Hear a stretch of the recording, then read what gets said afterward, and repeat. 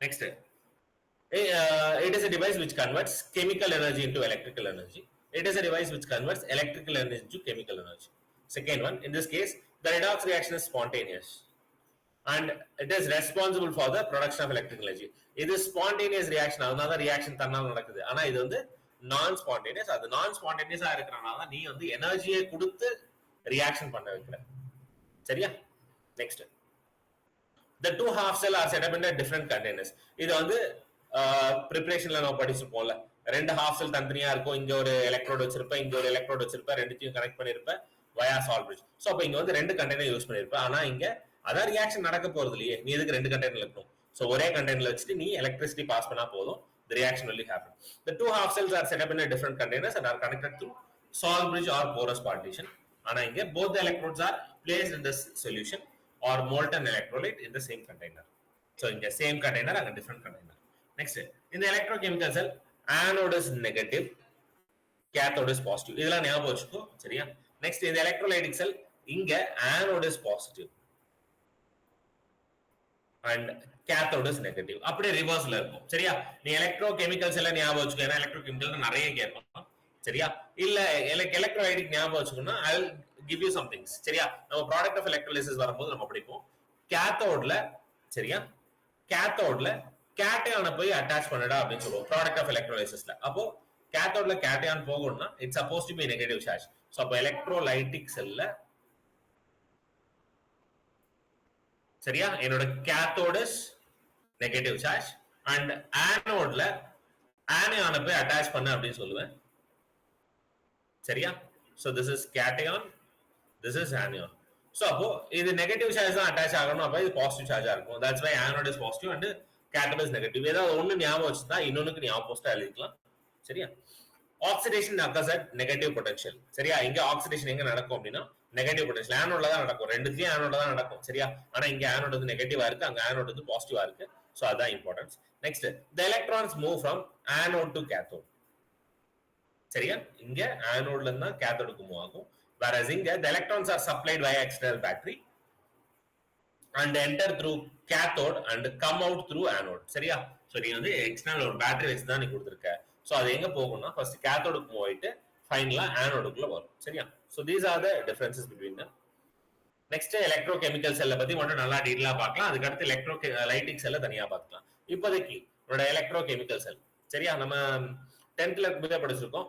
Copper sulphate இருக்கு, copper சல்ஃபேட்ல iron போட்டா உனக்கு என்ன ஆகும்? It is blue colour solution, சரியா? அக்வஸா இருக்கும் போது உனக்கு என்ன ஆகும்னா காப்பர் பிளஸ் அயன் சல்ஃபேட் கிடைக்கும். அப்ப எனக்கு கிரீன் கலர் சொல்யூஷன் கிடைச்சது. இப்பெல்லாம் நம்ம படிச்சிருக்கோம், ரைட்டா? சரி, அப்போ இந்த ரியாக்ஷனை நான் ஒரு கெமிக்கல் ரியாக்ஷனை தனித்தனியா செய்ய போறேன். அப்ப நான் என்ன பண்ண போறேன் அப்படின்னு கேட்டா, ஃபர்ஸ்ட் ஸ்டெப், ரெண்டு பீக்கர் எடுத்துக்கோ, சரியா? உனக்கு இங்க ஈக்குவேஷன்ல உனக்கு ஜிங்கையும் காப்பரையும் போட்டிருக்கான். ஐ மீன் இன்ஸ்டெட் ஆஃப் அயன் வந்து ஜிங்க் போட்டிருக்கான். நம்ம காப்பர் அயனே எடுத்துக்கலாம், ஒன்றும் பிரச்சனை இல்லை, சரியா? சோ இந்த பக்கம் நான் என்ன பண்ண போறேன் அப்படின்னா, ஃபர்ஸ்ட் இங்க அயன் எடுத்திருக்கல, அந்த அயன் எடுத்துக்கனால let me take an ion electrode. This is ion electrode, சரியா? நெக்ஸ்ட், இந்த பக்கம் காப்பர் சல்ஃபேட் சொல்யூஷன் இருக்கு. Let me take this is copper sulphate solution. Now we can say copper sulphate is an electrolyte. ஏன் அப்படின்னு கேட்டா தண்ணியில போட்டா ions கிடைக்கும், அதனால இது எலக்ட்ரோலைட். சரி, இந்த ரெண்டு மட்டும் இந்த ஒன்னா போட்டு தான் ரியாக்ஷன் நடக்கும், தனித்தனியா போட போறோம். அப்போ உனக்கு என்ன ஆகும் அப்படின்னு கேட்டா, எலக்ட்ரான் மூவ் ஆகணும் அப்படின்னா இங்கேயும் ஒரு எலக்ட்ரோட் இருக்கணும், இங்கேயும் எனக்கு சொல்யூஷன் இருக்கணும். இங்க என்ன எலக்ட்ரோட் வைக்க போறோம் அப்படின்னு கேட்டா, காப்பர் வந்து மெட்டலா அவைலபிள் இருக்கு, சரியா? Please remember, copper metal is available, அதனால நான் இங்க காப்பர் போடுறேன், சரியா? இங்க அயன் வந்து அயன் சல்ஃபேட் அப்படின்ற ஒரு சால்ட் இருக்கு, இட் இஸ் அவைலபிள், அதனால நான் போடுறேன். சப்போஸ் எனக்கு வந்து நான் குரோமியம்லாம் எடுக்கிறேன்னு வச்சுக்கோ, ஹைட்ரஜன் எடுக்கிறேன்னு வச்சுக்கோ, ஹைட்ரஜன்லாம் சாலிடா வரதுக்கு பாசிபிள் இல்ல, ரைட்டா? அப்ப நான் அந்த மாதிரி சொல்யூஷனுக்கு நான் என்ன பண்ணுவேன் அப்படின்னா, I can use and inert electrode. அதுதான் என்னோட பிளாட்டினம், கிராஃபைட், அதெல்லாமே இனர்ட் எலக்ட்ரோட்ல வரும், சரியா? நான் இப்போ இந்த இடத்துல இருந்து அந்த இடத்துல எலக்ட்ரான் மூவ் ஆகுறதுக்காக நம்ம என்ன பண்றான்னா, ஒரு வயர் வச்சுக்கலாம். அந்த வயர்ல எலக்ட்ரான்ஸ் மூவ் ஆகுதா இல்லையான்னு கண்டுபிடிக்கிறதுக்காக நம்ம வோல்ட் மீட்டர் இல்ல அம்மீட்டர் ஏதாவது ஒன்று ஃபிக்ஸ் பண்ணிக்கலாம். நவ் எலக்ட்ரான்ஸ் மூவ் ஆச்சுன்னா இந்த வோல்ட் மீட்டர்ல டெஃப்ளெக்ஷன் காட்டும். நெக்ஸ்ட், இந்த செல் சாட்டிஸ்ஃபை ஆயிடுச்சான்னு கேட்டா கிடையாது. ஏன் அப்படின்னு கேட்டா we need to add salt bridge, சரியா? ரைட். ஸோ இதான் ஓவரால் ஸ்டெப். இந்த ஸ்டெப் தான் இங்க இருக்கு. நெக்ஸ்ட் உன்னோட லெஃப்ட் சைட்ல எப்பவுமே ஆனோடு தான் இருக்கும். Please think of it loan, LOAN. சரியா? லெஃப்ட் சைட்ல இருக்கிறது லோன் ஞாபகம் வச்சுக்கோ. So left side it always undergoes oxidation, it is an anode and it is a negative terminal. இதுக்கு அப்படியே ஆப்போசிட்ல அந்த பக்கம் எழுதிக்கோ. சரியா? அப்போ அது லெஃப்ட் சைட்னா அது ரைட் சைடு. அது ஆக்சிடேஷன்னா இது வந்து ரிடக்ஷன், அது ஆனோட்னா இது கேத்தோட், அது நெகட்டிவ் டெர்மினல்னா இது வந்து பாசிட்டிவ் டெர்மினல். சரியா? சோ இதெல்லாம் ஞாபகம் வச்சுக்கலாம். சோ அதை பேஸ் பண்ணி இங்க நம்ம பேசணும்னா this is anode, this is negative and it always undergoing oxidation. Next, this is cathode. சரியா? This undergoes reduction and it is always a positively charged. So we know what is oxidation. Oxidation is nothing but electrons base பண்ணா loss of electron நடந்தா oxidation, ரைட்டா? அப்போ உனக்கு இங்க என்ன நடக்கும் அப்படின்னா always, இப்போ நான் அயன் எடுத்திருக்கேன், அயன் என்னவா மாறுது அப்படின்னு கேட்டா Fe+2 மாறி இருக்கா? I mean FeSO4 மாறி இருக்கணும் இல்லைன்னு சொல்ல. இங்க Fe வந்து Fe+2 அயான்ஸா இருக்கும், SO4 வந்து -2 இருக்கும். அப்போ Fe2 மாறினா it loses 2 electrons. அப்போ loss of electron is called as oxidation. அதுதான் உன்னோட ஆனோட்ல நடக்கும். This is called as anode half cell. இதே உன்னோட கேத்தோட்ல என்ன நடக்கும் அப்படின்னு கேட்டா, so it is already in copper sulfate, அதாவது copper+2 இருக்கு, it will gain 2 electron and it becomes copper. சரியா? so இதுதான் உன்னோட gain of electron reduction.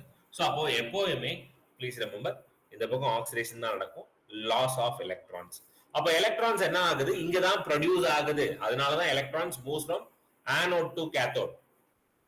சரியா? ஏன்னா இங்க தான் உனக்கு ரியாக்ஷன் நடந்து 2 எலக்ட்ரான் கிடைச்சிட்டே இருக்கு. It moves through the wire. அப்போ எலக்ட்ரான்ஸ் இந்த பக்கம் கிடைக்குது, அந்த பக்கம் போய் சேருது, ரைட்டா? சோ அப்போ electron flow is anode to cathode. சரியா? எலக்ட்ரான் ஃப்ளோ வந்து anode to cathode இருந்தா உன்னோட கரண்ட் எப்படி இருக்கும்னா அதுக்கு ஆப்போசிட்டா இருக்கும். அப்போ கரண்ட் ஃப்ளோ எப்படி இருக்கும் அப்படின்னு கேட்டா அப்படியே ரிவர்ஸ்ல சொல்லு. This is your current flow. சரியா? சோ இதெல்லாம் நமக்கு தேவையானது. லாஸ்ட் ஒன், எதுக்காக சால்ட் பிரிட்ஜ் வைக்கிறோம் அப்படின்னு கேட்டா, சரியா? சோ உன்னோட அயான்ஸ் ஒரு சைடுல இருந்து இன்னொரு சைடுல மூவ் ஆகணும்ன்றதுக்காக தான் நம்ம வச்சிருக்கோம். So it is for electrical neutrality. சரியா? So the use of salt bridge is to neutralize the solution. And most importantly, இது ஏன் வெறும் KCl இல்ல KNO3 அப்படின்னு யூஸ் பண்றோம் அப்படின்னு கேட்டா, K plus and Cl minus இதோட மூவ்மெண்ட் வந்து ஆல்மோஸ்ட் சேம். சரியா? அதாவது the movement of ions is approximately same. சரியா? either K plus எடுத்தாலும் சரி இல்ல Cl minus எடுத்தாலும் சரி, ரெண்டுமே ஒரே வேகத்துல தான் மூவ் ஆகும். அதனால தான் it maintains the electrical neutrality. சரியா? சோ இதெல்லாம் தான் உன்னோட பாயிண்ட்ஸ். நெக்ஸ்ட் அதே ரியாக்ஷன் தான் அப்படியே தான் இருக்கு. So loan, LOAN, left side oxidation, anode negative charge, இந்த பக்கம் அப்படியே ஆப்போசிட் கேத்தோட் பாசிட்டிவ் சார்ஜ். சரியா? நெக்ஸ்ட் சால்வேஜ் வச்சுட்டேன். இப்போ நீ என்ன பண்றன்னா ஒரு வோல்ட் மீட்டர் வைக்கிறதுல ஒரு பேட்டரியை நீ உள்ள இன்சர்ட் பண்ணிருக்க. சரியா? 0.1 இஃப் நீ கொடுக்கிற பேட்டரி, சரியா, is very less compared to, எனக்கு நார்மலா இது வந்து எவ்வளவு வோல்டேஜ் ப்ரொடியூஸ் பண்ணுது அப்படின்னு கேட்டா 1.1 வோல்ட் ப்ரொடியூஸ் பண்ணுதுன்னு வச்சுக்கலாம். சரியா? சோ இந்த கண்டத்துல இது என்னவா பிஹேவ் பண்ணும் அப்படின்னு கேட்டா இட் இஸ் an எலக்ட்ரோகெமிக்கல் செல்லா தான் பிஹேவ் பண்ணும். சரியா?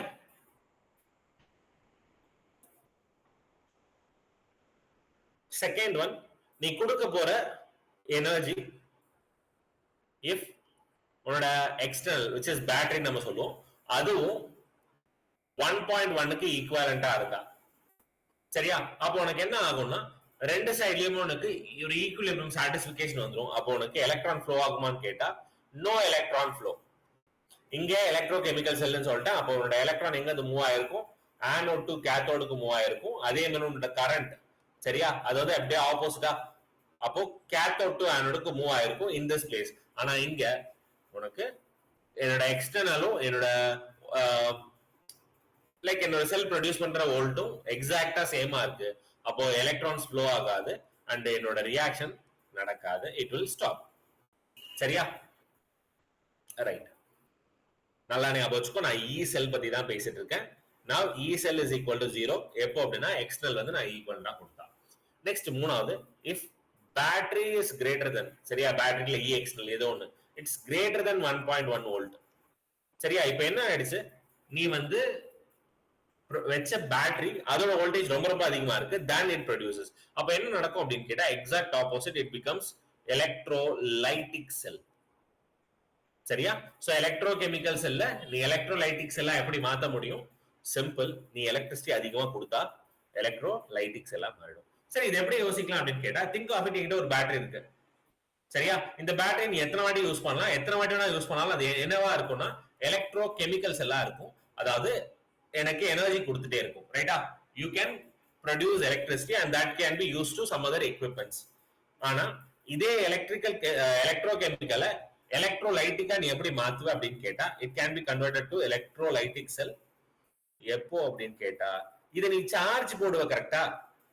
சோ நீ சார்ஜ் போடுறது எல்லாமே எலக்ட்ரோலைட்டிக், டிஸ்சார்ஜ் பண்றது எல்லாமே எலக்ட்ரோகெமிக்கல், இன் சிம்பிளர் வேர்ட்ஸ், சரியா. என்கிட்ட மொபைல் இருக்கு, மொபைல் நான் சும்மா யூஸ் பண்ணிட்டே இருக்கேன், என்னோட பேட்டரி ட்ரைன் ஆயிட்டே இருக்கு. பேட்டரி ட்ரைன் ஆயிட்டே இருக்குன்னா எலக்ட்ரோகெமிக்கல் ரியாக்ஷன் நடந்துட்டே இருக்கு, சரியா. திடீர்னு நீங்க வந்து சார்ஜரை மாட்டிட்ட, சார்ஜரை மாட்டோம்னு உனக்கு என்னவா மாறும்னா எலக்ட்ரோகெமிக்கல் எக்ஸாக்டா எலக்ட்ரோலைட்டிக்ஸ் எல்லாம் மாறிடும். அதனாலதான் உனக்கு வந்து சார்ஜ் வந்து ஏறுற மாதிரி நம்ம பார்த்துட்டு இருக்கோம், சரியா.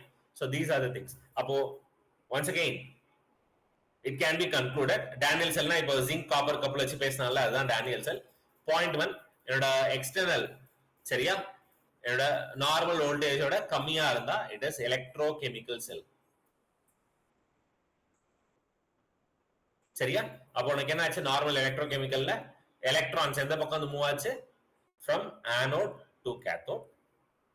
நெக்ஸ்ட் அப்போ கரண்ட் எந்த பக்கம் மூவ் ஆயிருக்கும், ஃப்ரம் அப்படியே ஆப்போசிட்டா cathode to anode. Sometimes anode to cathode சொல்லாம லெஃப்ட் டு ரைட் அப்படின்லாம் சொல்லுவான். கரண்ட்டுக்கு வந்து ரைட் டு லெஃப்ட்னு சொல்லுவான். ஸோ நீ எப்படி கொடுக்குறான்றது நீ பார்த்துக்கோ. நெக்ஸ்ட் மோஸ்ட் இம்பார்ட்டன்ட், ஸோ உனக்கு ஜிங்க் வந்து டிசால்வ் ஆகும், ஐ மீன் ஜிங்க் காப்பர் கப்பல்ல, சரியா. ஆனோட்ல இருக்குது வெயிட் கம்மி ஆகும், கேத்தோட்ல இருக்குது வெயிட் இன்க்ரீஸ் ஆகும், சரியா. So zinc dissolves and copper deposits. Next, if E external is equal to 1.1 volt, so அப்போ flow of electrons இருக்காது, flow of current இருக்காது, chemical reaction நடக்காது, சரியா. if உன்னோட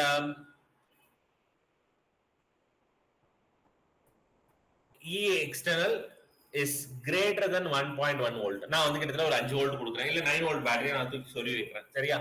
அப்போ எனக்கு என்ன ஆகும் அப்படின்னு கேட்டா இங்க நடக்குதுக்கு எக்ஸாக்ட் அப்படியே ஆப்போசிட்டா சொல்லு. அதாவது இங்க வந்து ஆனோட் வந்து நெகட்டிவா இருந்துச்சு, கேத்தோட் வந்து பாசிட்டிவா இருந்துச்சு, ரைட்டா. இங்க என்னவா இருக்கும்னா ஆனோட் வந்து பாசிட்டிவா இருக்கும், கேத்தோட் நெகட்டிவா இருக்கும், சரியா. ஆனா இங்க ஒரு பாயிண்ட் என்ன அப்படின்னா எலக்ட்ரான் ஃப்ளோஸ் ஃப்ரம், சரியா. இங்க எலக்ட்ரான் எங்க இருந்து ஃப்ளோ ஆகும் அப்படின்னு கேட்டா ஒன்ஸ் அகைன் அப்படியே ஆப்போசிட்ல பேசு, கேத்தோட் டு ஆனோட்.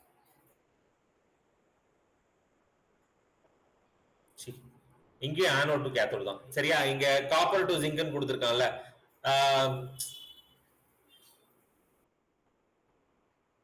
நெக்ஸ்ட் என்னோட கரண்ட், அடுத்து உனக்கு ஜிங்க் என்ன ஆகும் அப்படின்னா இது வந்து டெபாசிட் ஆகும், அடுத்து உன்னோட காப்பர் வந்து டிசால்வ் ஆகும், சரியா. நெக்ஸ்ட் ஒன் செல் ரெப்ரசன்டேஷன். ஒன்றும் கிடையாது, ஒரு ரியாக்ஷன் தெரியும்னு வச்சுக்கோங்க.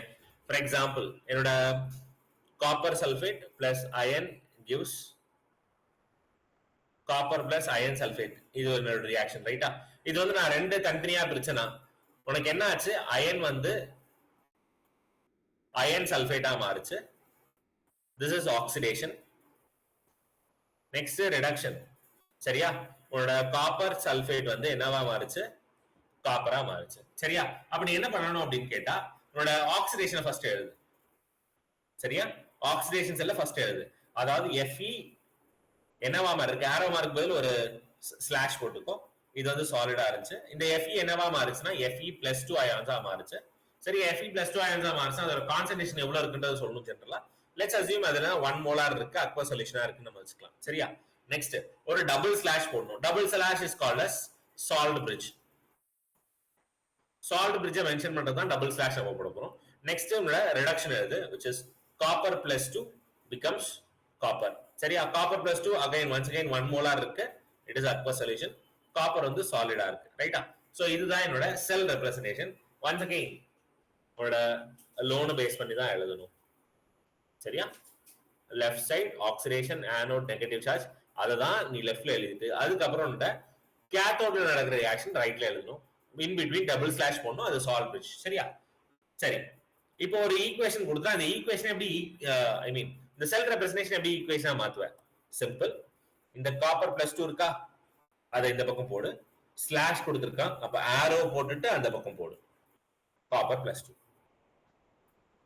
நெக்ஸ்ட் டபுள் ஸ்லாஷ் போட்டுருக்கான், salt bridge. Next AG plus இருக்கு, அப்போ plus AG plus gives slash போட்டிருக்கேன், அப்ப ஆரோ அந்த பக்கம் போடு, gives age. இதுதான் என்னோட செல் ரெப்ரசன்டேஷன்ல இருந்து ஈக்குவேஷன் மாத்துறது, ஈக்குவேஷன்ல இருந்து செல் ரெப்ரசன்டேஷன் மாத்துறது. சரியா? ப்ளீஸ். சோ என்னோட செல் ரெப்ரசன்டேஷன்ல இருந்து ஈக்குவேஷனா மாத்த தெரிஞ்சிருக்கணும். ஏன் அப்படின்னு கேட்டா நர்ன்ஸ் ஈக்குவேஷன்ல balanced equation is very very important. இப்போ இந்த ஈக்குவேஷன் பேலன்ஸ் ஆயிருக்கான்னு கேட்டா கண்டிப்பா இல்ல. ஏன்? பிகாஸ் இங்க காப்பர் உனக்கு எத்தனை எலக்ட்ரான் கொடுத்திருக்கு அப்படின்னா 2 எலக்ட்ரான் கொடுத்திருக்கு, சில்வர் ஒரு எலக்ட்ரான் கொடுத்திருக்கு. therefore it is not a balanced equation. அப்ப நீ தான் பேலன்ஸ் பண்ணனும். எப்படி அப்படினா so this involves 2 electron, this involves 1 electron. அப்போ இத 1 ஆல மல்டிப்ளை பண்ணா இது 2 ஆல மல்டிப்ளை பண்ணா அப்ப ரெண்டுமே ஈக்குவலைஸ் ஆயிடும். now it is equal. சரியா? அப்போ நீ தான் பேலன்ஸ் பண்ண கத்துக்கணும். சரியா? Next, what is electrode potential? ஒண்ணும் கிடையாது. என்னோட சால்ட் சொல்யூஷன்ல இங்க ஒரு எலக்ட்ரோட் வச்சிருக்கோம் பாத்தியா, இந்த எலக்ட்ரோடும் உன்னோட சொல்யூஷனும் ஜாயிண்ட் ஆகிற இடத்துல ஒரு பொட்டன்ஷியல் கிரியேட் ஆகும், அதுதான் எலக்ட்ரோட் பொட்டன்ஷியல் சொல்ல போறோம். இது கேத்தோட் ஆனோட்ல நடந்தா சரியா, ரிடக்ஷனோ இல்ல ஆக்சிடேஷனோ ஏதோ ஒண்ணு. சரியா? ஆக்சிடேஷன் நடந்தா அது ஆக்சிடேஷன் பொட்டன்ஷியல், ரிடக்ஷன் நடந்தா அது ரிடக்ஷன் பொட்டன்ஷியல். சரியா? the electrical potential difference set up between metal and its ions. சரியா? இதுதான் என்னோட மெட்டல். இங்க என்னோட லிக்விட் இருக்கும்ல, ஃபார் எக்ஸாம்பிள் காப்பர்னு எடுத்தேன்னா இங்க வந்து காப்பர் சல்ஃபேட் சொல்யூஷன் இருக்குமா, அந்த காப்பர் சல்ஃபேட் சொல்யூஷன்ல ஒரு அயான்ஸ் இருக்குல்ல, அந்த ions. So the potential difference between the metal and its ions in the solution is called as electrode potential. சரியா? According to the latest convention, the half cell reactions are always written as reduction half cell. So இனிமேல் நீ எப்போ half cell எழுதணும் சரி, for example E naught of Fe plus 2/Fe, இப்படிதான் நான் எப்பவுமே போகணும். ஏன் அப்படின்னு கேட்டா this is involves in gain of electron. gain of electron அப்படின்னா ரிடக்ஷன். ரைட்டா? சோ அப்ப நான் ரிடக்ஷன் பொட்டன்ஷியல் தான் எப்பவுமே E naught வேல்யூ எழுதுவேன். சரியா? நல்லா நீ ஞாபகம் DNF பிளாக்ல E naught of copper plus 2/copper is positive னு படிச்சிருக்க. ஏன் E naught of copper plus 2 ல இருந்து காப்பர் அப்படின்னு கேட்டா once again இது ரிடக்ஷன் பொட்டன்ஷியல்ல தான் கொடுத்திருக்கான். சோ ரிடக்ஷன் பொட்டன்ஷியல் தான் அவங்க பேசுவாங்க. சரியா? According to the latest convention, the half cell reactions are always written as reduction half cell reactions and their potential are represented as reduction potential. These are called electrode potentials. Next, இந்த electrode potential யார் யாரெல்லாம் பொறுத்து இருக்கு அப்படின்னு கேட்டா உன்னோட nature of மெட்டலையும் அதோட அயனையும் depend பண்ணிருக்கு, ரெண்டாவது அதோட கான்சென்ட்ரேஷன் டிபெண்ட் பண்ணிருக்கு, மூணாவது டெம்பரேச்சர் டிபெண்ட் பண்ணிருக்கு. சரியா? நம்ம கண்டக்டிவிட்டி பத்தி பேசணும்ல, அதே தான் இது. சரியா? சோ கான்சென்ட்ரேஷன் கம்மியாக உன்னோட பொட்டன்ஷியல் டிஃபரன்ஸ் அதிகமா இருக்கும். டெம்பரேச்சர் அதிகமாக மூவ்மெண்ட் ஆஃப் அயன்ஸ் அதிகமாக பொட்டன்ஷியல் டிஃபரன்ஸ் அதிகமாகும். சரியா? Next, EMF and the factors affecting EMF. Simple. EMF ன்றது E naught cell is equal to E naught of right minus E naught of left. So E naught of right left ன்னு எழுதுறதுக்கு பதில் இன்னொரு வாட்டி நீ எப்படி எழுதலாம்னா E naught of cathode minus E naught of anode. Please remember one important point.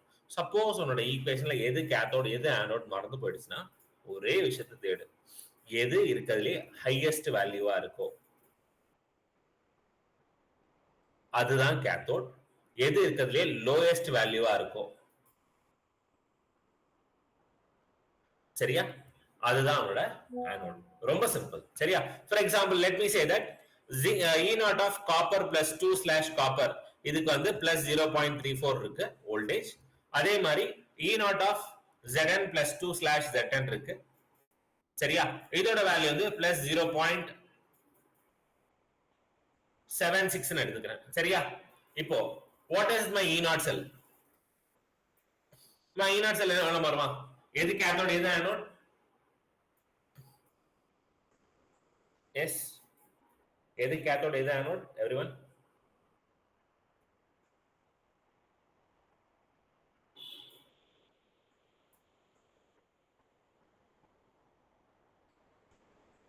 கண்டுபிடிச்சிங்களா? Simple. இந்த இந்த இத வச்சு இந்த ட்ரிக் வச்சு கண்டுபிடிச்சிடலாம்ல. அப்ப யார் கேத்தோட் யார் ஆனோட்? ஐயோ இங்க பிளஸ்ல கொடுத்து வச்சிருக்கேன். மைனஸ்.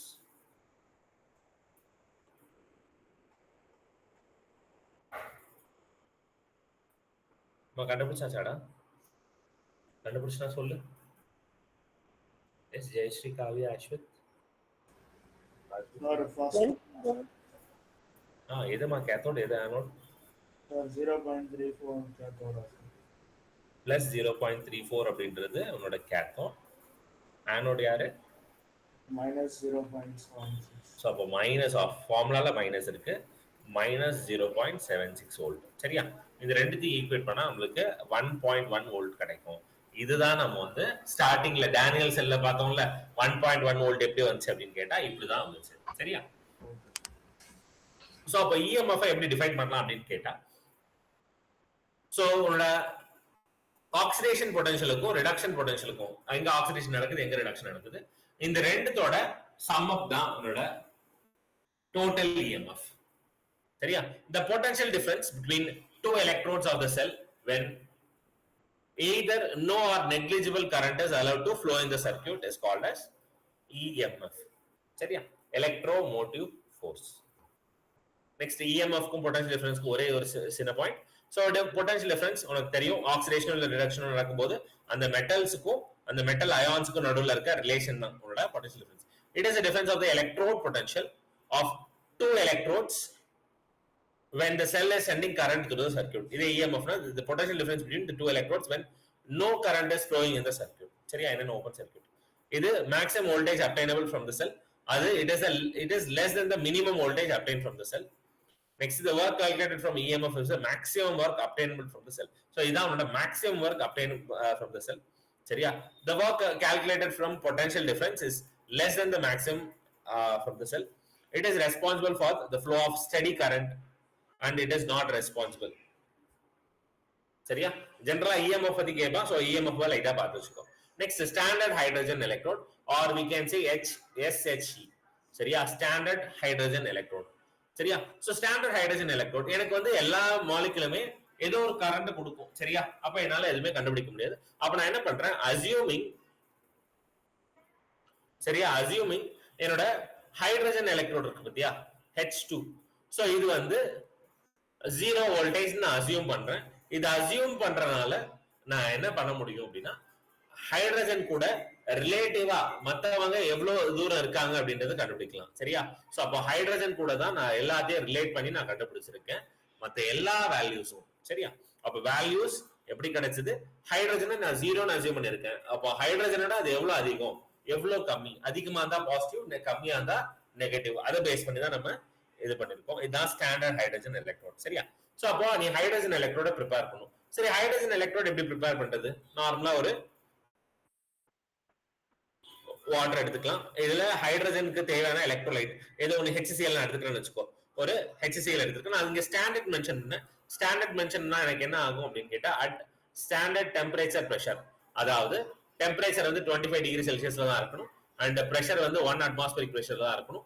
நெக்ஸ்ட் கான்சன்ட்ரேஷன் எப்படி இருக்கணும் அப்படின்னு கேட்டா, it is always 1 molar concentration. சரியா? சப்போஸ் அது கேஸா இருந்தா, சரியா, அது 1 அட்மாஸ்பரிக் பிரஷர் தான் நீ மெயின்டைன் பண்ணிருக்கணும், இல்ல 1 பார்ல மெயின்டைன் பண்ணிருக்கணும். These are the conditions. சரியா? சோ அப்பனா 1 மோலார் HCl நான் வச்சிருக்கேன். இதான் என்னோட எலக்ட்ரோலைட். நெக்ஸ்ட் என்னோட ஒரு மெட்டல் வேணும். சரியா? எலக்ட்ரோட். ஒரு எலக்ட்ரோட் என்னால ஹைட்ரஜன் வச்சு கொடுக்க முடியுமா அப்படின்னு கேட்டா கிடையாது. ஏன்னா ஹைட்ரஜன் இஸ் a gas. அப்ப அதை வச்சு என்னால மெட்டலை ப்ரொடியூஸ் பண்ண முடியாது. So what I'm doing is we are producing electrode with the help of platinum. So here platinum is called as inert electrode. சரியா? இந்த electrodes வந்து does not involve in the addition of mass and losing of mass. It simply helps to pass the electrons from one cell to another cell. சரியா? So inert electrode என்ன பண்ணும்? எலக்ட்ரான்ஸை வாங்கி கொடுக்க மட்டும் தான் செய்யும், வேற எதுவுமே இது பண்ணாது. சரியா? சரி. சோ அப்ப என்ன பண்ணலாம்? ரைட். சோ என்னோட ஹைட்ரஜன் பல்ப் இருக்கு. சரியா? இது இங்க இருந்து பாரு, இது வந்து சும்மா சொல்யூஷன் போறதுக்காக. சரியா? சோ என்னோட ஹைட்ரஜன் பல்ப்ல நம்ம என்ன பண்ணிட்டோம் அப்படின்னு கேட்டா, ஒரே ஒரு தின் பிளாட்டினம் வயரை யூஸ் பண்ணியிருக்கோம். சரியா? சோ தின் பிளாட்டினம் வயர், இதோட லென்த் ஏரியா எவ்வளவா இருக்கும் அப்படின்னு கேட்டா 1:1 இருக்கும். சரியா? ஏரியா வந்து 1 சென்டிமீட்டர் ஸ்கொயர், லென்த் வந்து 1 சென்டிமீட்டர். சரியா? சோ அந்த லென்த்ல நம்ம வச்சிருக்கோம். சரியா? இதுக்கு நடுவில் நம்ம ஹைட்ரஜன் கேஸ் பாஸ் பண்ணிட்டே இருக்கோம். ஹைட்ரஜன் கேஸ் வந்து 1 bar அப்படின்ற ஒரு பிரஷர்ல நம்ம பாஸ் பண்ணிட்டு இருக்கோம். சரியா? சோ இதெல்லாம் தான் நம்மளோட ஹைட்ரஜன் எலக்ட்ரோட ப்ரொடியூஸ் பண்றதுக்கான வழி. ஏன் அப்படின்னா ஹைட்ரஜன் இஸ் கேஸ். அப்ப ஹைட்ரஜன் கேஸ் இருந்தா அதை நான் எப்படி ப்ரொடியூஸ் பண்ண முடியும்னா, this is how I can produce it. சரியா? so it is platinum foil coated with finely divided platinum. சரியா? அப்பதான் உங்களுக்கு கனெக்டிவிட்டி அதிகமா இருக்கும் அப்படின்றதுக்காக. Right. so as I mentioned, standard hydrogen எலக்ட்ரோட ரெஃபரன்ஸா வச்சுதான் நம்ம என்ன பண்ணிட்டோம், ஒரு ஜிங்க்கு வேணுமா, ஜிங்க்கு வந்து -0.76 அப்படின்னு கண்டுபிடிச்சது இவங்க தான். அதே ஹைட்ரஜன் வச்சுதான் காப்பருக்கு வந்து +0.34 அப்படின்னு கண்டுபிடிச்சது தான். சோ அப்ப இவங்கள தான் ரெஃபரன்ஸா வச்சு மிச்ச எல்லாத்தையும் கண்டுபிடிச்சிருக்காங்க. ஃபார் எக்ஸாம்பிள் இங்க ஒரு எலக்ட்ரோட் கொடுத்திருக்கான், செல் ரெப்ரசன்டேஷன் கொடுத்திருக்கான். நான் ஈக்குவேஷன் எழுதுறேன், ஜிங்க் சிங்கிள் ஸ்லாஷ் போட்டிருக்கான், அப்ப ஆரோக்கு அந்த பக்கம் எழுதுறேன் Zn+2. இங்க H+ இருக்கு, அந்த H+ என்னவா மாறுதுன்னா H2 மாறுது. சோ இதுதான் என்னோட ரியாக்ஷன் நடக்கும் போது. சரியா? இந்த ரியாக்ஷனுக்கு E0 வேல்யூ கண்டுபிடிக்கலாம். சரியா?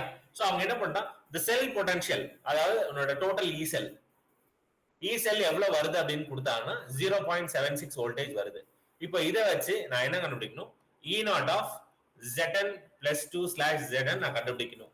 அப்ப நான் என்ன பண்ணலாம், we know that E0 cell is equal to E0 of cathode minus E0 of anode. இதான் ஃபார்முலா. ரைட். நெக்ஸ்ட். சோ அப்ப E0 செல்லுக்கு நம்ம வேல்யூ எழுதிக்கலாம். அப்ப 0.76 is equal to E0 of cathode. இங்க யாரு கேத்தோட், இங்க யாரு ஆனோட் அப்படின்னு கேட்டா, திங்க் ஆஃப் இட், ஜிங்க் வந்து Zn+2 இருக்கு. அப்ப லாஸ் ஆஃப் எலக்ட்ரான் ஆக்சிடேஷன், அப்ப ஆக்சிடேஷனா இதுதான் ஆனோட். கரெக்ட்டா? Next hydrogen gain of electron reduction, அப்ப இதுதான் கேத்தோட். சோ அப்போ ஆனோட் மைனஸ் கேத்தோட். அப்ப நான் என்ன சொல்றேன், E0 of உங்களோட H+ வந்து H2 மாறுனது, இதுதான் என்னோட கேத்தோட், மைனஸ் E0 of உங்களோட ஜிங்க் வந்து +2ல இருந்து ஜிங்கா மாறுனது, இது என்னோட ஆனோட். சரியா? we know that E0 of H+/H2 is equal to 0 ன்னு தெரியும். that's what reference is about. சரியா? so please remember E0 of H+/H2 is equal to 0. as I mentioned, it is the reference. அப்ப உனக்கு என்ன ஆகும், 0.76 is equal to 0 minus E0 of Zn+2/Zn கிடைக்கும். once again, therefore E0 of Zn/Zn+2/Zn is equal to, இந்த minus அதுவும் கொண்டு போயிட்டு, so we will get -0.76 voltage. so this is how they will produce. சரியா? அவங்க எக்ஸ்பெரிமெண்ட் பண்ணுவாங்க, எக்ஸ்பெரிமெண்ட் பண்ணா செல் potential கிடைச்சிரும். so செல் பொட்டன்ஷியல் கிடைச்சுனா அந்த செல் எவ்வளவு இருக்கும் அப்படின்றது நம்ம கண்டுபிடிச்சிடலாம். சரியா? this is the total use of standard hydrogen electrode. next, electrochemical series. சரியா? இந்த electrochemical series தான் நம்ம வந்து கஷ்டப்பட்டு மெமரைஸ் பண்ணியிருப்போம், which is Lick Bacana, MgAlMn, Aqua Zinc, Sirfi CD Coni, SNPB, H2, அடுத்து சாப்பா அப்படின்னு உங்களுக்கு சொல்லியிருப்பேன். சாப்பா is copper, mercury, silver, platinum and gold. சரியா? இதுதான் total electrochemical series. as you can see, so இருக்கறதுலயே உன்னோட ஃப்ளூரினுக்கு தான் ஹையஸ்ட் வேல்யூ இருக்கும், which is +2.87. ஃப்ளூரின் ஆக்சிடேஷன் நடக்குமா ரிடக்ஷன் நடக்குமாடா? யோசிச்சு பாரு. F2 இருக்கு, இது F மைனஸா போகுது. இது ஆக்சிடேஷனா ரிடக்ஷனாடா?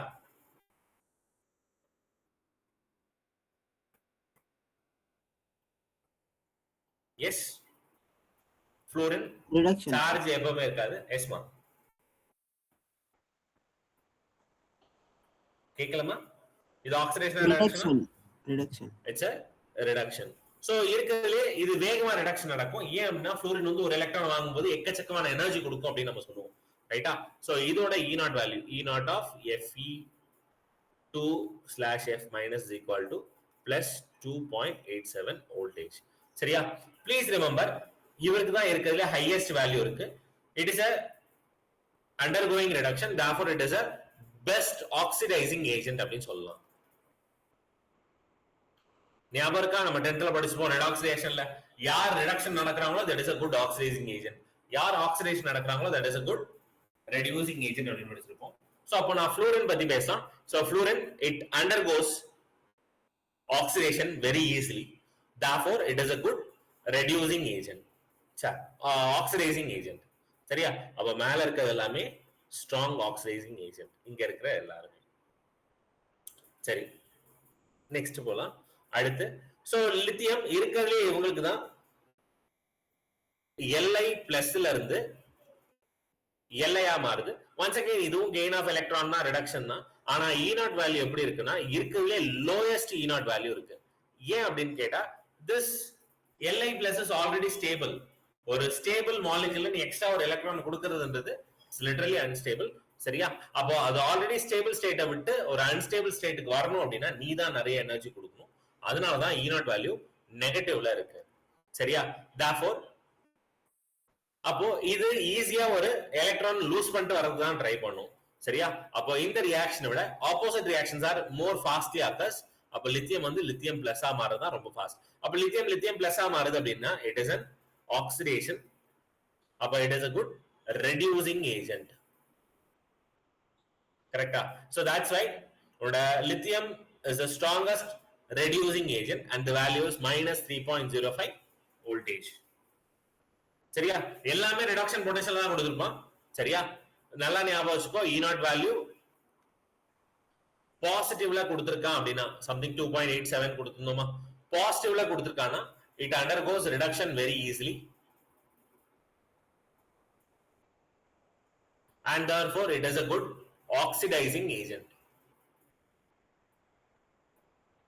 நெக்ஸ்ட் இதே E0 வேல்யூ நெகட்டிவ்ல கொடுத்திருக்கானா minus 3.05. சரியா? சோ இது வந்து it undergoes oxidation very easily, therefore it is a good reducing agent. சரியா? இத நம்ம நெக்ஸ்ட் எழுத போறோம். Relative strength of oxidizing and reducing agents. The elements at the top of the table have maximum tendency to get reduced and consequently they will act as a good oxidizing agent. So electrochemical சீரிஸ்ல டாப்ல இருக்கவங்க like ஃப்ளோரின்லாம் பார்த்தோம்ல, அந்த ஃப்ளோரின்லாம் இருக்கவங்க எல்லாம் ஈஸியா வந்து reduce ஆகும். அது ஈஸியா ரெடியூஸ் ஆகிறதுனால that is a good oxidizing agent. அதே மாதிரி the substance at the bottom of the table have lower electrode potential which is minus 3.05. so அவங்க எல்லாம் என்ன பண்ணுவாங்க, it has the least tendency to get reduced, அப்போ it has more tendency to get oxidized, therefore it is a good reducing agent. இதுதான் என்னோட application of electrochemical series. அப்போ உன E0 value வச்சு எது ஆக்சிடேஷன் நடக்குது எது ரிடக்ஷன் நடக்குது அப்படின்னு கேட்டா E0 வேல்யூ வச்சு சொல்லு. சரியா? E0 வேல்யூ யாருக்கு பாசிட்டிவ்ல இருக்கோ கம்பேர் பண்ணு. சரியா? 2-3 மாலிகுல் இருக்குன்னா யாருக்கு இருக்கிறதுல ஹையஸ்ட் வேல்யூ இருக்கோ that is undergoing reduction. Reduction நடந்தா it is a good oxidizing agent. சரியா? Next calculation of the EMF of the cell. சோ ஆல்ரெடி சொல்லிட்டோம். E0 of cell கண்டுபிடிக்கிறதுக்கான formula E0 of cathode minus E0 of anode. கேத்தோடுக்கு இருக்கிறதுல highest E0 value எழுதுவேன், ஆனோடுக்கு இருக்கிறதுல lowest E0 value எழுதுவேன். சரியா? இதை வச்சு என்னால E0 EMF கண்டுபிடிக்க முடியும். predicting the feasibility of the reaction. Suppose என்னோட E0 செல் சரியா பாசிட்டிவா வந்தா think of it, எனக்கு ஃபார்முலா என்னது delta G equal to minus NFE. ரைட்டா? கிப்ஸ் ஃப்ரீ எனர்ஜிக்கு இருக்கும். அப்போ E0 வேல்யூ பாசிட்டிவா இருந்தா என்னோட டெல்டா G என்னவாகும் மைனஸ் n. என்னன்றது நம்பர் ஆஃப் எலக்ட்ரான்ஸ், அது ஏதோ ஒரு 2 or 3 எடுத்துக்கிறேன்னு வச்சுக்கோ. ஃபாரடேன்றது 96500 coulombs. into E naught value. Let's assume ஏதோ ஒரு plus 1.1 volt வருதுன்னு வச்சுக்கலாம். நம்ம electrochemical cell படிச்சோம்ல zinc copper couple அந்த வேல்யூ நான் எடுத்துக்கிறேன். அப்ப எனக்கு டோட்டல் வேல்யூ நான் எல்லாத்தையும் மல்டிபிள் பண்ணால் நெகட்டிவ்ல கிடைக்கும். அப்ப டெல்டா ஜி நெகட்டிவா இருந்தா இட் இஸ் ஸ்பான்டேனியஸ். அப்போ ஒரே வார்த்தை E naught செல் வந்து பாசிட்டிவா இருந்தா it is spontaneous reaction. இதே E naught செல் நெகட்டிவா இருந்தா it is non spontaneous reaction. சரியா? சோ இதான் நம்மளோட predicting the feasibility of the reaction.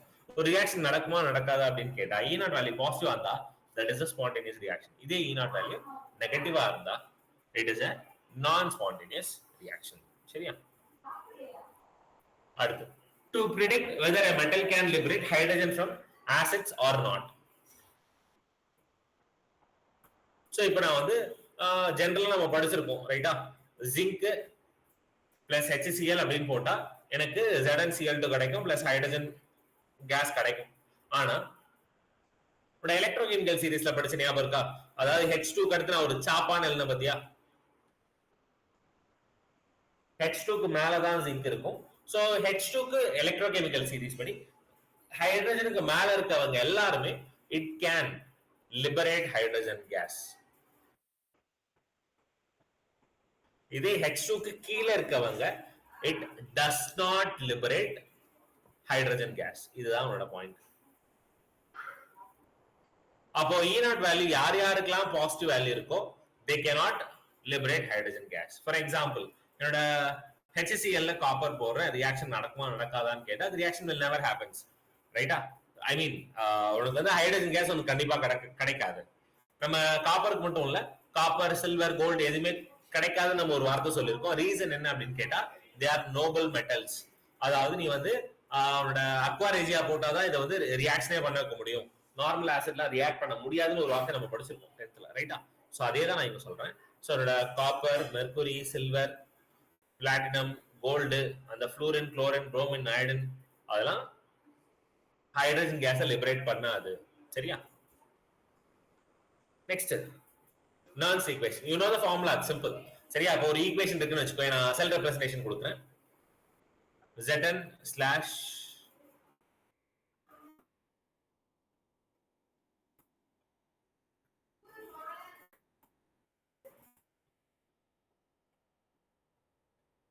சரியா? சோ Zn சாலிட்ல இருக்கு, அது Zn plus 2 ஆ மாறுது. கான்சன்ட்ரேஷன் நான் இங்கே எழுதிக்கிறேன் 0.1 மோலார் அப்படின்னு எழுதிக்கிறேன் aqueous with a double slash. Let me write as copper எழுதலாமே. சோ காப்பர் வேணாம், சில்வர் எழுதுறேன். Ag பிளஸ் இருந்துச்சு, அது என்னவா மாறுதுன்னா Ag ஆ மாறுது. சோ இந்த Ag பிளஸ் ஓட கான்சன்ட்ரேஷன் எவ்வளவு அப்படின்னா 1 மோலார் இருக்குன்னு நான் வச்சுக்கிறேன், அஸ்யூம் பண்ணிக்கிறேன். சரியா? this is solid. இப்போ இந்த ரியாக்ஷன் Nernst equation போடுங்க அப்படின்னா உன்னால தாராளமா போட முடியும். we know that E cell is equal to E naught cell. சரியா?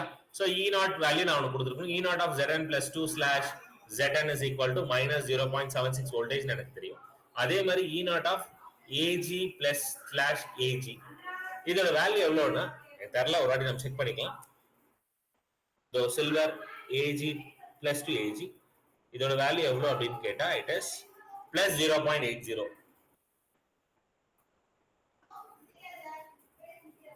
Plus 0.80 voltage. சரியா? இப்போ இது உனக்கு கொடுத்துட்டான். அப்ப என்ன பண்ணலாம்? E naught cell minus 0.059 divide by n. So n ஓட வேல்யூ நீ தான் கண்டுபிடிக்கணும். என்னன்றது நம்பர் ஆஃப் எலக்ட்ரான் டிரான்ஸ்ஃபர், கரெக்ட்டா? n. Next log of cc dd divide by AABB ன்னு கொடுத்திருக்கான். இது நீ அப்படியெல்லாம் எழுத முடியாது. வேணா நீ வந்து சும்மா ப்ராடக்ட் பை ரியாக்டன்ட் அப்படின்னா போடலாமே தவிர்த்து பவர் ஆஃப் த கான்சன்ட்ரேஷன் வச்சாலும் சரி, உன்னோட ஈக்குவேஷன் இல்லாம, அதுவும் பேலன்ஸ் ஈக்குவேஷன் இல்லாம இந்த ப்ராடக்ட் பை ரியாக்டன்ட் போட முடியாது. சோ அப்ப என்ன பண்ணலாம்? இது வந்து ஒரு ஈக்குவேஷன் ப்ரொடியூஸ் பண்ணலாம். சோ அப்ப நான் ஈக்குவேஷன் ப்ரொடியூஸ் பண்றேன். Zn gives இது யாரோக்கு அந்த பக்கம் போடு Zn plus 2, இது இந்த பக்கம் போடு பிளஸ் இந்த பக்கம் Ag கிடைக்கும். இதை பேலன்ஸ் பண்ணு. பேலன்ஸ் பண்ணா Zn ல இருந்து Zn plus 2 2 எலக்ட்ரான் டிரான்ஸ்ஃபர் ஆயிடுச்சு. இங்க இருந்து இங்க ஒரு எலக்ட்ரான் டிரான்ஸ்ஃபர் ஆயிடுச்சு. அப்ப ரெண்டுமே ஸ்டேபிள் ஆகல. அப்ப நான் என்ன பண்ணலாம், இதை வந்து 1 ஆல் மல்டிபிள் பண்ணா இங்க 2 ஆல் மல்டிபிள் பண்ணலாம். So I will get 1 zinc 2 Ag. அப்ப இதுதான் என்னோட பேலன்ஸ்ட் ஈக்குவேஷன். அப்ப இந்த பேலன்ஸ்ட் ஈக்குவேஷன் எடுத்து போட்டா உங்களுக்கு ஆன்சர் கரெக்டா வரும். சரியா? So let's move on. So E cell is equal to E naught cell. E naught cell கண்டுபிடிக்கிறேன். So you know that E naught cell is equal to E cathode minus E anode. இங்க cathode யாருமா அந்த ரெண்டு பேர்ல?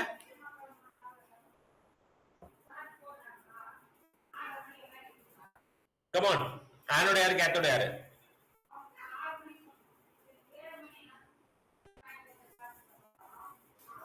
உனக்கு கண்டுபிடிக்க தெரியும். So அப்போ highest வேல்யூன்றது உன்னோட cathode. அப்போ 0.80 is your cathode minus உன்னோட anode யாருன்னா minus 0.76. அப்போ ஈக்குவேட் பண்ணா I'll get something like plus 1.76 கிடைக்கும். So 1.56 minus 0.059. 0.059 கொஞ்சம் கடுப்பா தான் இருக்கும். அதனால 0.06 எடுத்துக்கோ. Please remember it's not 0.6. It's 0.06. சரியா? Divide by n. Number of electron transfer ரெண்டு சைடுல எவ்வளவு வந்துச்சுனா 2 வந்துச்சு. அப்ப 2 log of. சரியா? ப்ராடக்ட் உன்னோட ஈக்குவேஷன்ல ப்ராடக்ட் எடுத்துக்கோ. ப்ராடக்ட் எழுது. ப்ராடக்ட்ல Zn + 2 இருக்கு. Ag இருக்கு. பட் Ag க்கு பவர்ல 2 இருக்கு. கரெக்ட்டா? இதையும் எழுதிக்கோ. டிவைட் பை ரியாக்டன்ட் Zn இருக்கு. அடுத்து Ag பிளஸ் இருக்கு. Ag பிளஸ் பவர்ல 2 இருக்கு. But to be very clear, யாரெல்லாம் சாலிடா இருக்காங்களோ சாலிடோட கான்சன்ட்ரேஷன் எவ்வளவு அப்படின்னா 1. சரியா? எந்த சாலிடாவனா இருக்கட்டும். அப்ப என்ன பண்ணலாம், என்னோட சில்வர்ன்றது ஒரு சாலிட், அதோட கான்சன்ட்ரேஷன் 1 எடுத்துக்கிறேன். என்னோட ஜிங்க்ன்றது ஒரு சாலிட், அதோட கான்சன்ட்ரேஷன் 1 எடுத்துக்கிறேன். அப்ப எனக்கு ஃபைனல் ஆன்சர் என்ன வரும் அப்படின்னு கேட்டா, ஈக்குவேட் பண்ணும், நீ ஈக்குவேட் பண்ணிக்கோ. நான் சும்மா இப்போதைக்கு சொல்றேன். 1.56 minus 0.03 into log of, சரியா? Zn plus 2, Zn plus 2 ஓட concentration is 0.1 divide by Ag plus ஓட கான்சன்ட்ரேஷன் 1 molar. அப்போ 1 ஸ்கொயர் அப்படின்னு போடணும். So இதை ஈக்குவேட் பண்ணி நீ போட்டா that will be your answer. So this is how you can get E cell value. ஆனா இதுல ஒரு இம்பார்ட்டன்ட் பாயிண்ட் என்ன அப்படின்னா, அவசரப்பட்டு முன்னாடியே E செல்லையும் இதையும் மைனஸ் பண்ணிடாத. சரியா? அப்படி பண்ணா தப்பு. கடைசி வரைக்கும் E naught செல்ல அப்படியே வச்சுக்கோ. சரியா? கடைசி வரைக்கும் E naught செல்ல அப்படியே வச்சுக்கோ. நீ என்ன பண்ணணும், இது எல்லாத்துக்குமான வேல்யூ கம்ப்ளீட்டா கண்டுபிடிச்சிட்டு அதுக்கப்புறம் என்னோட E naught செல்ல மைனஸ் பண்ணு. அப்போ 1.56 மைனஸ், இப்போ இந்த 0.03 இன்டூ இந்த ஹோல் வேல்யூ இருக்கும்ல, அது ஃபுல்லா கிடைச்சதுக்கு அப்புறம் தான் நான் வந்து அதை மைனஸ் பண்ணுவேன். that will get the final answer in terms of voltage. இதுதான் என்னோட நர்ன்ஸ் ஈக்குவேஷன். சரியா? நெக்ஸ்ட் கான்சன்ட்ரேஷன் செல். சோ நர்ன்ஸ் ஈக்குவேஷன் கான்சன்ட்ரேஷன் செல் ஆல்மோஸ்ட் என்ன, ஒரே ஒரு சேஞ்ச் என்ன அப்படின்னா, அங்க வந்து ரெண்டு டிஃபரெண்ட் கேத்தோட் ஆனோட் எடுத்த, இங்க வந்து வெறும் ஒரே கேத்தோட் ஆனோட் எடுத்துக்கலாம், தப்பே இல்லை.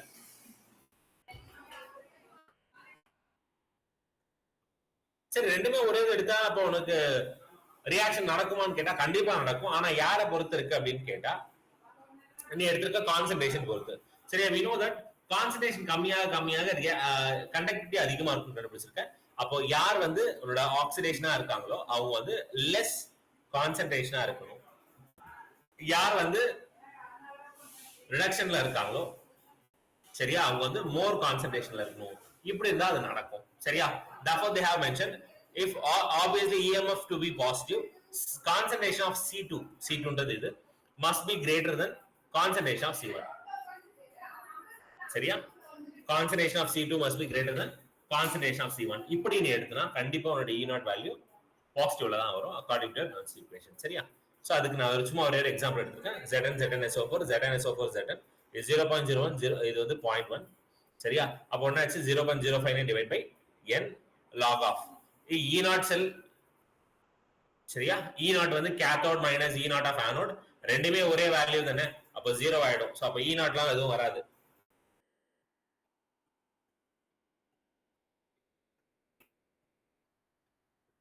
சரியா? அப்ப C2 by C1 இருக்கும். C2 யாரு அப்படின்னு கேட்டா உன்னோட ப்ராடக்ட் பை ரியாக்டன்ட். சரியா?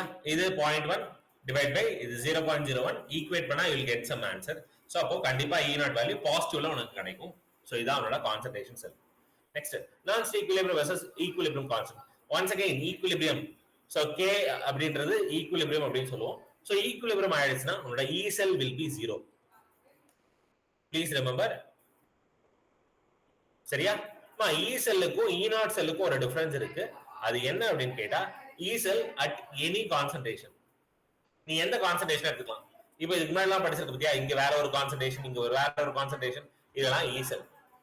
E நாட் செல்லாம் எப்பவுமே உன்னோட கான்சன்ட்ரேஷன் என்னவா இருக்கணும் அப்படின்னு கேட்டா இட் இஸ் ஆல்வேஸ் 1 மோலார் அப்படின்ற ஒரு கான்சன்ட்ரேஷன்ல இருக்கும்போது கண்டுபிடிக்கிறது தான் உன்னோட E நாட் செல். ஜெனரலா E நாட் செல்ல உன்னோட கொஸ்டின்ல அவங்க கொடுத்துருப்போம். சரியா? சோ அப்ப E cell 0 ஆயிடுச்சு. அப்ப உன்னோட எனாலிசிஸ் ஈக்குவேஷன் எடுத்துக்கோங்க. E not E is equal to E naught minus 0.059 divided by N log of product by reactant இருந்துச்சா? This is your formula. Now, E cell is 0. அப்ப என்ன ஆயிடுச்சு? E naught is equal to இந்த மொத்த term அந்த பக்கம் கொண்டு போயிடலாமா? அப்போ E naught cell is equal to இந்த மொத்த டேர்மையும் நான் அந்த பக்கம் கொண்டு போயிடுறேன். அப்போ 0.059 divided by N log of concentration of product by reactant. இதுதான் என்னோட ஃபார்முலா. சரியா? அந்த ப்ராடக்ட் பை ரியாக்டன்ட் கூட நான் கேசின்னு எடுத்துக்கலாம், ஒன்றும் தப்பு இல்லை. சரியா? ஸோ இதுதான் என்னோட ஃபைனல் ஃபார்முலா. சரியா? ஸோ இந்த ஃபார்முலாவை மட்டும் தான் நம்ம யூஸ் பண்ணுவோம், மற்றதை நம்ம யூஸ் பண்ண மாட்டோம். So just stick on to this. சரியா? இது வந்து லைட்டா சேஞ்ச் பண்ணி கொடுத்துருக்கான். We don't need that. Next, electrochemical versus Gibbs energy. We know that already know the formula delta G equal to minus NF ன்னு ஒரு ஃபார்முலா படிச்சோம். இதுதான் நம்மளோட Gibbs எனர்ஜியும் E நாட் செல்லையும் ஈக்குவேட் பண்ற ஒரு ஃபார்முலா. சரியா? இன்னொரு formula delta G equal to minus RT ln K. அதாவது டெல்டா Gயும் K ஈக்குவலன்ட் கான்ஸ்டன்ட் ஈக்குவேட் பண்ற ஒரு ஃபார்முலா இது. minus RT ln K. சரியா? உனக்கு ஆல்ரெடி தெரியும் உன்னோட E நாட் செல் பாசிட்டிவா இருந்தா சரியா, delta G equal to minus NF இதன ஃபார்முலா படிச்சோம். சோ அப்ப E நாட் பாசிட்டிவ் வந்தா டெல்டா ஜி நெகட்டிவா இருக்கும். நெகட்டிவ் வந்தா இட் இஸ் ஸ்பான்டேனியஸ். இதே E நாட் நெகட்டிவா இருந்தா டெல்டா ஜி நெகட்டிவாஸ் இப்படி வந்துருமா? அப்போ உனக்கு பாசிட்டிவ் வேல்யூ கிடைச்சுனா இட் இஸ் நான் ஸ்பான்டேனியஸ். சரியா? சோ அது 0 ஆச்சுனா E 0 ஆச்சுனா கம்ப்ளீட் டேர்ம் 0 ஆயிடும். That is in equilibrium. சரியா? Next, electrolytic cell and electrolysis.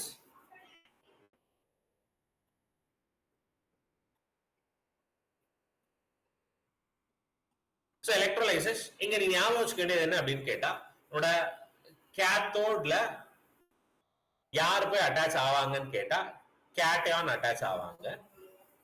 உன்னோட ஆனோட்ல யார் அட்டாச் ஆவாங்க அப்படின்னு கேட்டா ஆனியான் அட்டாச் ஆவாங்க.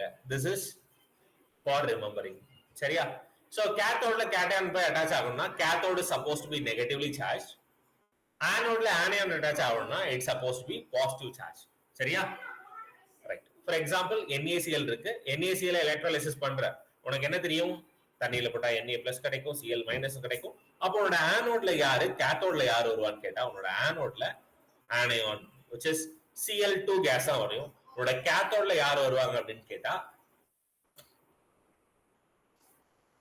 cation, அதாவது உன்னோட சோடியம் போய் டெபாசிட் ஆகும். This is how you can remember. சரியா? Right.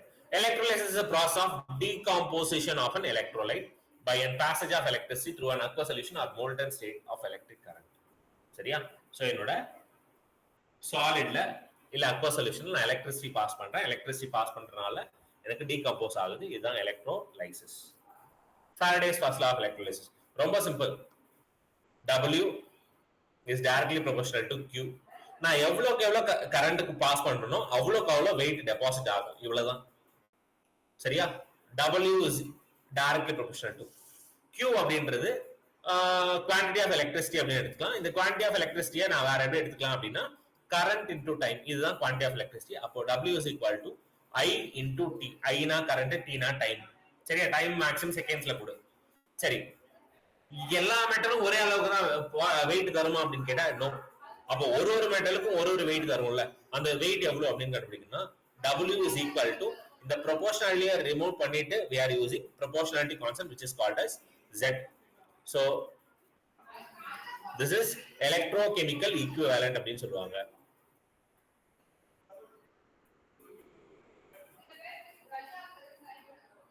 சரியா? சோ Z நம்ம எப்படி எடுத்துக்கலாம் அப்படின்னு கேட்டா Z க்கு பதில் சரியா ஓட molecular weight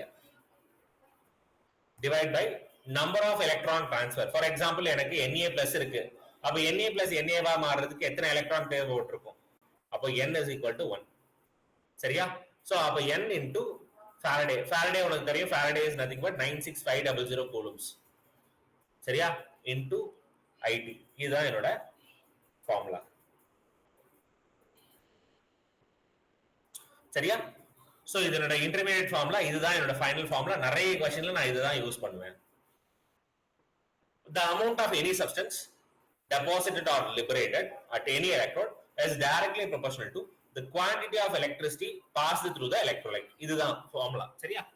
சோ W ன்றது the amount of any substance deposited or liberated at any electrode is directly proportional to the quantity of electricity passed through the electrolyte. சரியா? இது என்னோட ஃபர்ஸ்ட் லா. Next second law. Second law ரொம்ப ரொம்ப simple. First லாவோட derivative தான். So எனக்கு என்ன தெரியும்? W1 is equal to Z1 IT ன்னு எனக்கு தெரியுமா? சோ என்ன பண்ணுவான்? இந்த பக்கம் காப்பரோட சரியா? காப்பருக்கு எவ்வளவு வெயிட் டெபாசிட் ஆயிருக்கும், நான் எவ்வளவு எலக்ட்ரிசிட்டி கொடுத்தா அப்படின்னு சொல்லுவோம். அதே மாதிரி உன்னோட சில்வர், சும்மா எக்ஸாம்பிளுக்கு காப்பர் சில்வர் நான் பேசுறேன். இப்ப சில்வருக்கும் அங்க எவ்வளவு எலக்ட்ரிசிட்டி கொடுத்தனோ அதே அளவுக்கு எலக்ட்ரிசிட்டியை தான் நான் இங்க கொடுக்க போறேன். That is I and T is same for both the equation. சரியா? அப்போ உன்னால Z நீ கண்டுபிடிக்க முடியும். அவன் கொடுக்கணும்ன்ற அவசியம் எல்லாம் கிடையாது. சரியா? Z கண்டுபிடிக்கிறதுக்கு உனக்கு என்னென்ன வேணும்? Z is equal to molecular weight வேணும் divide by N into F. கரெக்டா? அப்ப molecular weightல உனக்கு தெரியுமே. ஃபார் எக்ஸாம்பிள் காப்பருக்கு வந்து 63.5 divide by காப்பர் வந்து +2ல இருந்து தான் காப்பருக்கு மூவ் ஆகும். அப்ப நம்பர் ஆஃப் எலக்ட்ரான்ஸ் எப்பவுமே 2 தான். அப்ப 2 into 96500. அப்போ Z1 Z2 அவன் தரணும் அவசியமே இல்லை. அப்ப அவன் கொடுக்க போற ஒரே ஒரு வேல்யூ என்ன அப்படின்னா ஏதாவது ஒரு டெபாசிட் எவ்வளவு டெபாசிட் ஆயிருக்கு. ஃபார் எக்ஸாம்பிள் எனக்கு காப்பர் எவ்வளவு டெபாசிட் ஆயிருக்கு அப்படின்னு நான் எடுத்துக்கிறேன் அப்படின்னா லெட்ஸ் அஸ்யூம் எனக்கு காப்பர் வந்து 60 120 127 கிராம்ஸ் டெபாசிட் ஆயிருக்கு வச்சுக்கலாம். சரியா? காப்பர் வந்து எவ்வளவு டெபாசிட் ஆயிருக்குன்னா 127 கிராம் இருக்கு. அப்போ எனக்கு சில்வர் எவ்வளவு டெபாசிட் ஆகும்ன்றது உங்க கேள்வி. அப்ப நீ என்ன பண்ணலாம்னா உன்னோட formula W1 is equal by W2 is equal to Z1 by Z2. இதுதான் உன்னோட ஃபார்முலா. W1 127 சொல்லியாச்சு. W2 உனக்கு தெரியாது. that is weight of silver is equal to Z1. Z1 எவ்வளோ? molecular weight 63.5. சரியா? divided by NF. so divide by 2 into F. F நான் அப்படியே வச்சுக்கிறேன். ஏன் அப்படின்னா இவங்களுக்கும் இந்த Z-க்கும் F வரும்ல, அது கேன்சல் ஆயிடும்.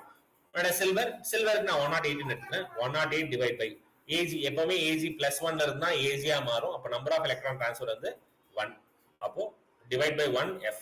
அப்ப FF கேன்சல் ஆயிடுச்சு. அப்போ உனக்கு ஓவரால் ஆன்சர் என்ன கிடைச்சது அப்படின்னு கேட்டா W of AG is equal to, இதை நான் மேல எடுத்துட்டு போயிடுறேன், 127. இதை நான் இந்த பக்கம் கொண்டு வரேன் into 108 divide by 63.5 into 2. So அப்போ இதுவும் கேன்சல் ஆயிடும் 2 times. அப்போ 108 into 4 times. இதுதான் உன்னோட மாஸ் ஆஃப் சில்வர் டெபாசிட் ஆயிருக்கும். ஸோ அப்போ இதுதான் உன்னோட second law of electrolysis. when same quantity of electricity is passed, இதோட ITயும் same, right?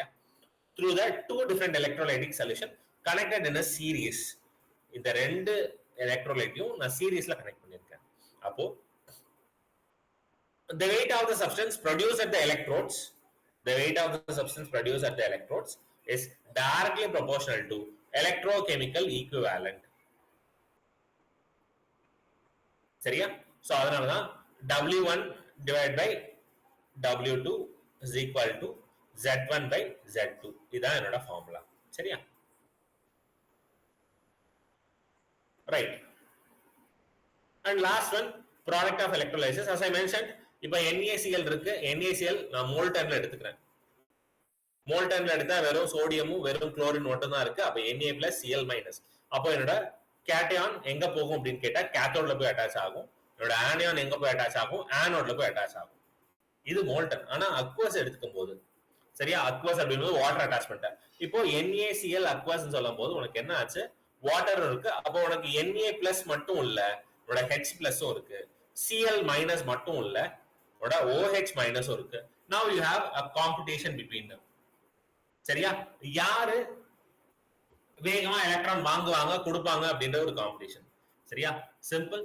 உன்னோட கேட்டையான் கேத்தோட்ல தான் அட்டாச் ஆகும். சோடியம் அட்டாச் ஆவாங்களா ஹைட்ரஜன் அட்டாச் ஆவாங்களான்னு கேட்டா we know that sodium is more reactive metal than hydrogen. அப்போ உனக்கு சோடியமே நடந்தாலும் sodium will react with water and produces H+ ions. அப்போ உன்னோட கேத்தோட்ல H+ தான் அட்டாச் ஆகும். சரியா, அதனாலதான் you got H2 over here. இங்க OH- Cl அப்படின்னு கேட்டா E0 வேல்யூ இவங்களுக்கு தான் அதிகமா இருந்திருக்கும்.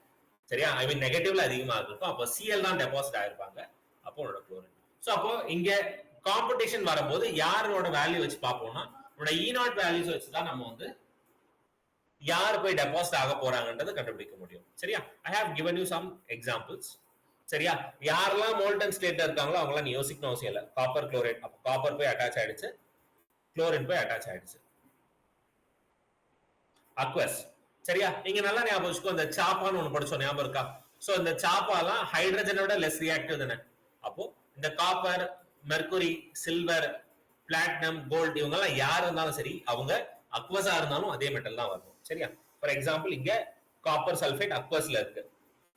சரியா, அப்ப அக்வஸ் ஸ்டேட்ல இருக்கும்போது இருந்தாலும் சோ காப்பரா இல்ல H+ யார் வரணும் அப்படின்னு முடிவு பண்ணா இட் இஸ் ஆல்வேஸ் காப்பர். ஏன்னா copper is less reactive then H+, அதனால காப்பர் தான் டெபாசிட் ஆவாங்க. அண்ட் அந்த பக்கம் SO4 இருக்கு. சோ அப்ப SO4 OH- கேட்டா OH- அட்டாச் ஆவாங்க. சோ அப்போ நான் நெகட்டிவ் மட்டும் சொல்றேனே. சோ உன்னோட ஆனியான்ல யார் வந்து ப்ரிஃபரன்ஸ் அப்படின்னு கேட்டா ஃபர்ஸ்ட் உன்னோட ஹாலஜன்ஸ் இருந்தா halogen is more preferred. Halogens இல்ல அப்படின்னா நெக்ஸ்ட் யாரோட ப்ரிஃபரன்ஸ் அப்படின்னு கேட்டா உன்னோட ஆக்சிஜன் தான் ப்ரிஃபரன்ஸ். ஐ மீன் OH- தான் என்னவா மாறும்னா O2 கேஸா மாறும். இதுக்கு அடுத்த ப்ரிஃபரன்ஸ் தான் உனக்கு இந்த NO3-, SO4-2 இவங்க எல்லாம் வருவாங்க. ஸோ அப்போ உன்னோட competition between Cl- and OH-, it's obviously chlorine. Between bromine- and OH-, obviously bromine. Suppose உன்னோட மாலிகூல் வந்து என்ன பண்ணிட்டாங்க OH- SO4-2 நடுல கேக்குறாங்க. அப்ப நீ யாரு கொடுப்ப அப்படின்னு கேட்டா இட்ஸ் ஆல்வேஸ் OH- தான் கொடுக்கணும். சரியா, for example if you are going to electrolyse sulphuric acid, சரியா, சல்ஃபியூரிக் ஆசிடை நீ வந்து எலக்ட்ரோலைஸ் பண்ண போற. அப்போ உனக்கு என்ன ஆகணும்? கேட்டையான் H+, வாட்டர்லயும் H+ தான் இருக்கு. அப்போ ஆப்வியஸ்லி கேத்தோட்ல H2 கேஸ் தான் கிடைக்கும். இப்போ ஆனியான்ல SO4-2 இருக்கு, OH- இருக்கு. இப்போ இவங்க ரெண்டு பேர்ல யார் வருவாங்கன்னு கேட்டா OH- தான் வரும். அதுதான் உன்னோட ப்ரியாரிட்டின்னு சொன்னேன். அப்போ OH- will form O2 gas. அப்போ H2O2 தான் உனக்கு ப்ராடக்டா கிடைக்கும். சரியா, சோ அதான் இங்க சல்ஃபேட்டுக்கு பதில் O2 கொடுத்துருக்காங்க. சரியா, சோ இந்த மாதிரி क्वेश्चंस நிறைய நம்ம பார்க்கலாம். ஓகே, சோ இதுதான் என்னோட ப்ராடக்ட் ஆஃப் எலக்ட்ரோலைசிஸ். இந்த ப்ராடக்ட் ஆஃப் எலக்ட்ரோலைசிஸ்க்கு ஞாபகம் வச்சுக்க வேண்டிய ஒரு இம்பார்ட்டன்ட் பாயிண்ட் என்ன? கேத்தோட்ல ஆல்வேஸ் கேட்டையான் அட்டாச் ஆகும்,